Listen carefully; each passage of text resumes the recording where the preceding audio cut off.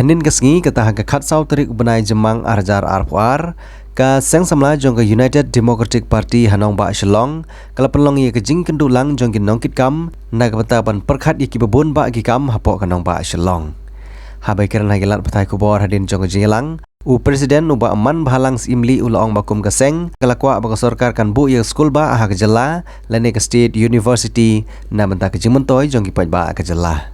Hagabai day bat ke exam CUET kin selit pan jing pensyai nang sorkar bahato kene ke jing penlaj ki samla jong jela Meghalaya banthok ye kene eksamen kan long tang menta kawat lene hakisnem ki banwan ru.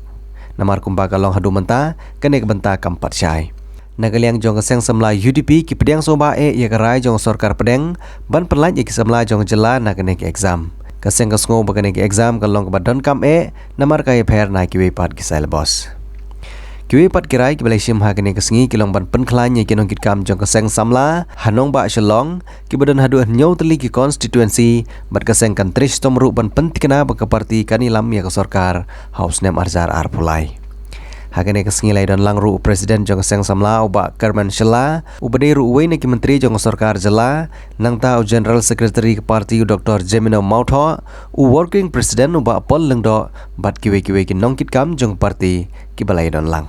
Kumbang yoi ba ka parti UDP kadon yaki nongyalam ki basamla hagarta bat kumjuru basamla hagisimut perkat teling ba kani ni wer ni khot yaki para samla keleng ka sor Shillong bat jok jelahir borok we baginya trai sitom baginya trai lang na ka benta kani ke election ka bansawan namar ba kani ka parti trai ri belum trai manga ban pi baginya no sawai dari baginya don lang ka parti ka bangi ni sotho bagala banwanra ya kalawai wa pernai nak mentaki pun kisahlah cuy. To strengthen the various circles, UDP circles in constituencies under the Shillong city. We have 7 constituencies and together with the team, together with the party leaders, we are going to understand that problem faced by our youths. With regard to written tests, I don't see any problem because they are introducing these computerized OMR sheets. But I feel that introduction of on-camera interview should be introduced. The exemption will only be of this year or will be of the next year and will continue.